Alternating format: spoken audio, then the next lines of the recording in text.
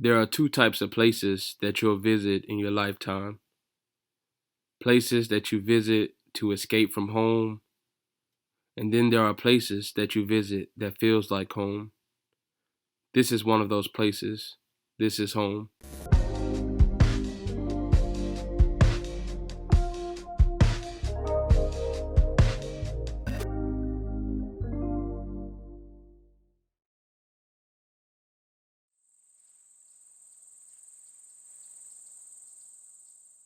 On my third return to St. Helena, I didn't know what to expect. I was seeking refuge in a place that felt like no other, a place that I could confess my fears, secrets, hurt, and pain, and not be judged or ridiculed. I was welcomed with a hug from the brisk November ocean breeze and a kiss on the forehead from the sun in the east. The century-old oak trees greeted me with a gentle movement from a lovingly outreach of their branches and a flamboyant sway in the Spanish moss hanging from them. I could hear the sounds of the Atlantic as my feet touched the surface of the dust-tracked road leading into the driveway. It was cool to the touch, but warming to the spirit. You know that first spoonful of buttery cheese grits on Sunday morning before church? Yeah, that type of warming. Most mornings were spent listening to Billie Holiday, while traces of smoke from the frankincense and myrrh found its way around the home. I couldn't decide on Song of Solomon or Beloved, so I took turns alternating between both, reading a chapter or two when time permitted. It seemed as if all I had was time, and all that time had was me. When I got bored with those books, I get lost in Alice Walker's commentary of Zora Neale Hurston's I Love Myself. Some days all I would do is commune with spirit.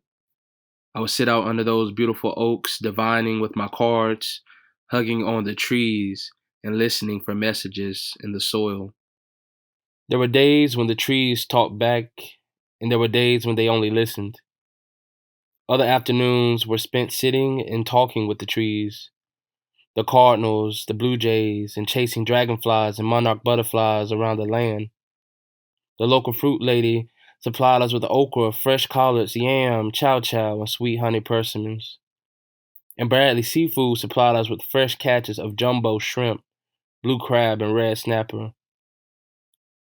The house would fill up with the melodies of garlic, onion, and other spices, conducting the tune of flavor like Black Mozart. Other times we would talk about the importance of doulas in the Black home and how they have faded away but are now making a return back into our communities. A discussion of how childbirth is something sacred and how important that transference of energy from the ancestors in our past lives is vital in the moment where the child exits its mother's body.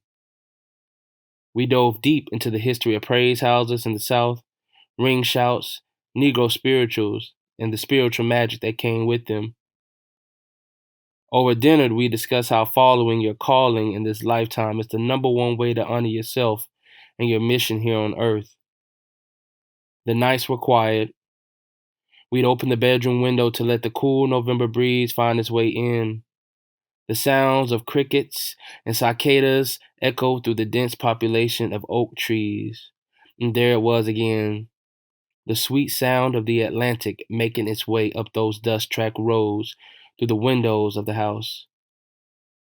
As the thunder roared through the oak trees, that familiar smell of rain greeted my nose like a lover from a past life, a distant memory.